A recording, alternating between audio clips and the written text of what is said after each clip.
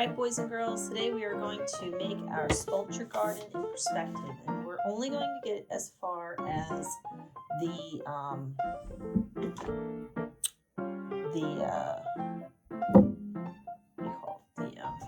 pencil drawing. Thank you.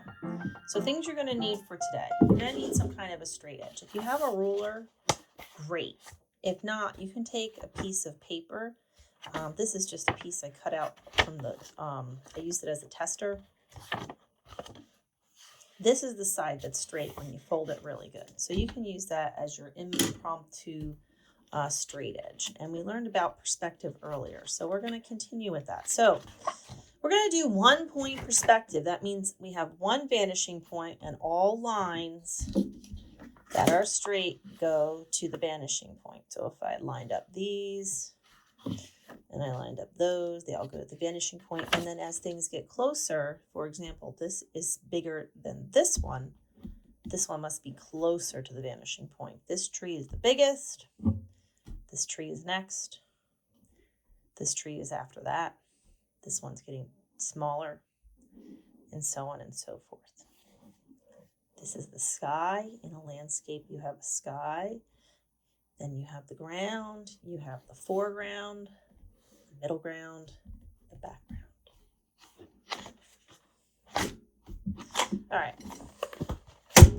In your sketchbook, you're going to need to do a couple things. First, you need a clean piece of paper. Next thing you're going to do is you're going to draw a horizon line. Horizon line, boys and girls, is where the sky meets the ground, or the earth, I should say. The earth is a more acceptable term because you could do a seascape. You could do a cityscape. We are doing a landscape. Our picture is in a park. Now, when you divide up pictures, you do not want to divide them in half in this case.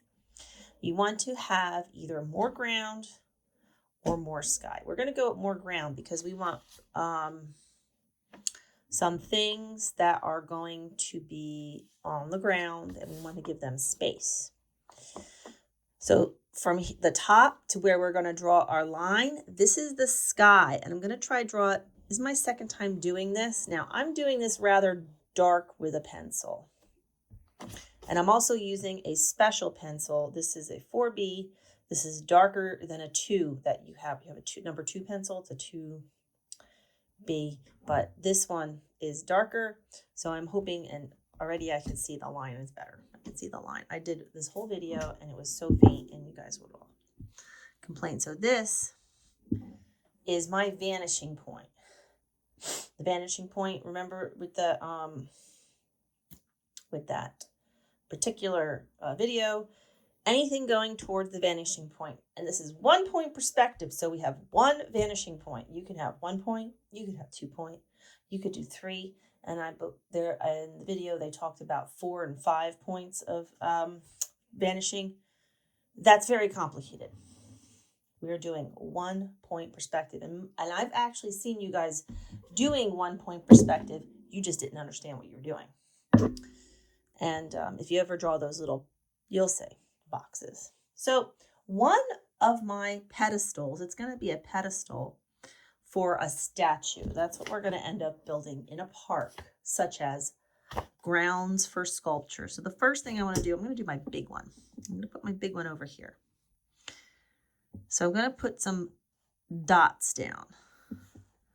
These dots I'm going to use as a guide. Now, if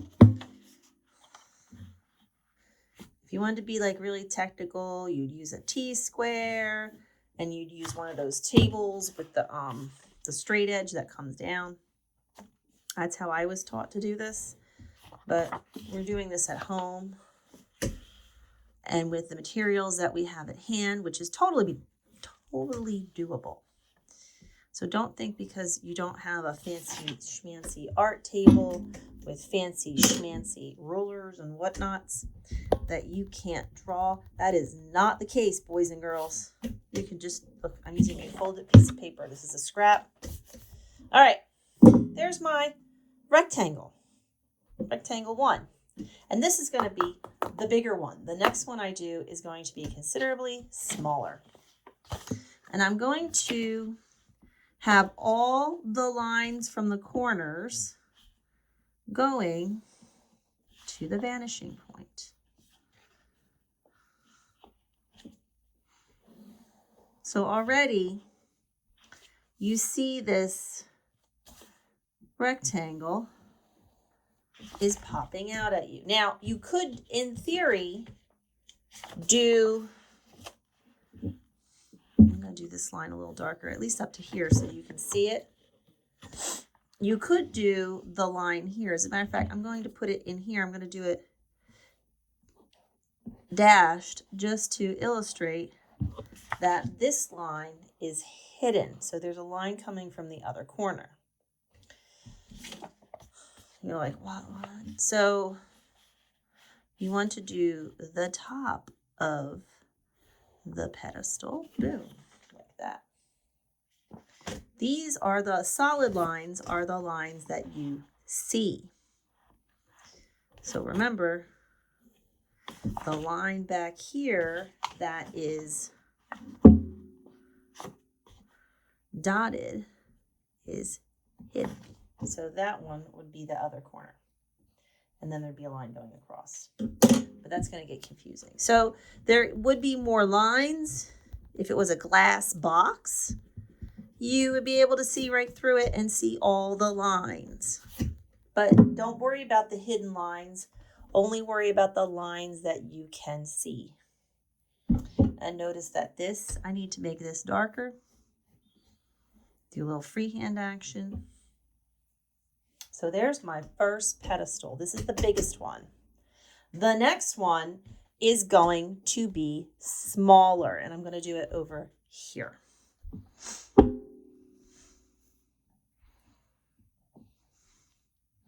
Now, why would this be smaller, boys and girls? Tell me.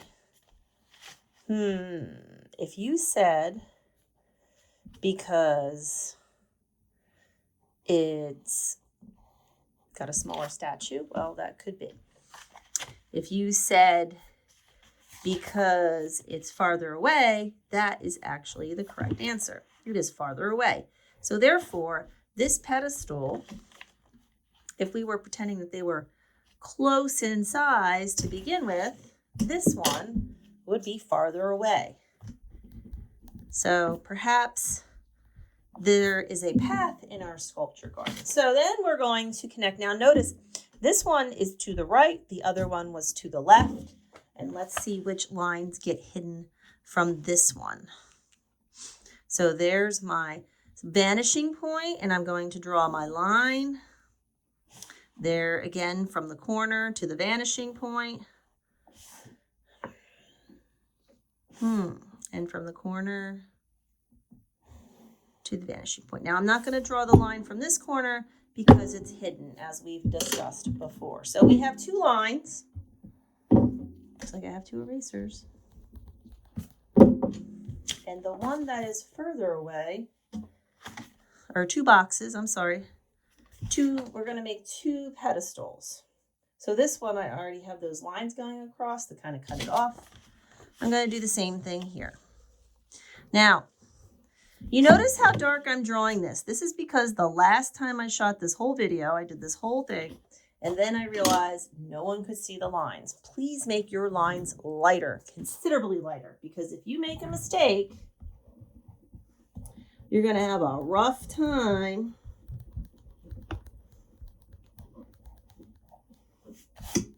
fixing it. And you're going to notice that because I used a darker pencil and because I pushed pretty hard, I'm having a rough time getting rid of those lines. You make it light until it's right. So there are our two pedestals. Now, I'm not going to draw a sculpture on them. We're going to do a special found object cut kind of thing with that. Today, we are only going to work on drawing out our garden, our sculpture garden, our sculpture park. So you want to think about things that you might see around the sculpture garden. I think I shared with you videos of Miss M in the grounds for sculpture, one of her favorite places. So the first thing I'm going to draw, believe it or not, is going to be a little path. And I'm going to have my path winding and ending up coming to, and it's going to start out very thin and end up getting thicker. Now, I'm going to start out light. And you can see this is super light because, again, if I have to go back and erase this, the darker it is, the harder it is to erase. Until finally, so I'm going to go over this again. Take your time. And I like this. Now, you could do a straight path. That's your prerogative, but I love windy paths. You could even go crazy and put some other things along the path. Now, things you're going to find in a sculpture garden. One of the things you may find is trees. So, I like to put in at least one big tree. Now, this big tree is going to be so big that it doesn't even fit on the entire paper. So I'm going to draw up. Up here, maybe I'll make a branch that goes up and off the page even. Now, why do I do this? This brings you into the picture. It makes you feel like you are now part of it. This is not a piece of paper anymore, my friends. We have created space. We are looking out of a window or we're walking down the path and we see this huge tree over here, and perhaps there are leaves coming off of the tree. Now, we don't have to draw all the leaves on this tree because most of them would be up out of the picture. So there's tree one, and it's gigantic. Perhaps there is a second tree, and the second tree might go over here. I don't know what kind of tree it is. And that's something you want to think about. If you did a pine tree, it would come out different. I'll put some lines on, and then maybe I will make, this will be like the leaves back here. I keep saying like, that's so bad. So these would all be the leaves. Notice that I made this area. Anything that the tree is, now think about it. Whatever is behind the tree, like the tree is blocking the road. So I went and I erased it. Boom, just like that. You might want to put some plants around the bottom of the tree. You could put some shrubbery. Okay. Perhaps there are trees back here. Maybe they planted some other trees. Maybe the tree's kind of gnarly. Means like it's all crooked and weird. They're the best trees to draw. So you could see, okay, you have this tree is so big, it doesn't fit in the picture, okay? Then most of this tree fits except for the top, and here we can see almost the entire tree. Pretty cool, right?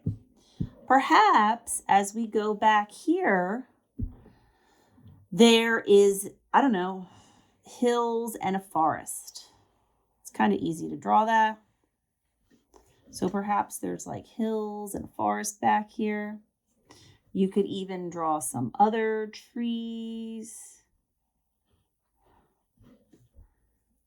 And think about it. If this is a sculpture garden, they're going to have the trees trimmed to be very fancy. If you've ever been to Grounds for Sculpture, it's a really cool place to go. Highly recommend it. Of course, with the pandemic, it's been kind of weird, but you could go there. So here we go. So look, I made space, foreground, middle ground, background, sky, trees. You could add texture to the trees. Now, you're going to say, Madame, can I, no, we're not coloring it today. Don't color it. So once you get to the point where you're happy with your 2 pedestals and your trees or whatever shrubbery. Now you could do a bunch of evergreens, which would be like more of a triangular shape, instead of doing these deciduous kind of, the trees with the leaves, basically. So you have evergreens and then you have the trees with the leaves. So there you go. And there's your path. And you can feel the space going back. Like, this is far, far away. This is right in front of you. We could run up here. Maybe by the time we get there, we start to get tired. By the time you get over here, all the way in the back, you're super tired, right? Because you've been walking for a long time. There you go. Next week, we are going to add color to this. And I haven't finalized how I'm going to do that. I may give you choices, but I'm not telling you what they are.